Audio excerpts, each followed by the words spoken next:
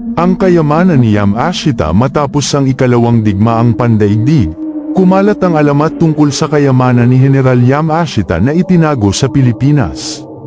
Sinasabing naglalaman ito ng mga gintong barya, mamahaling alahas, at mga artepakto na tinipon mula sa iba't ibang panig ng Asya.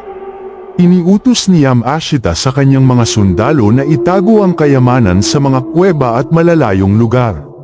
Maraming naghangad na matuklasan ang kayamanan, ngunit ang ilan sa mga nagtatangkang makuha ito ay hindi na nakabalik.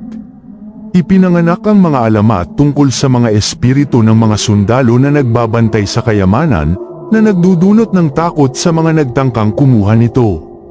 Hanggang sa ngayon, ang kayamanan ni Yamashita ay nananatiling nawawala, isang simbolo ng pag-asa at kasakiman, na nagbibigay buhay sa mga kwentong tungkol sa mga nakatagong kayamanan sa mga bundok at gubat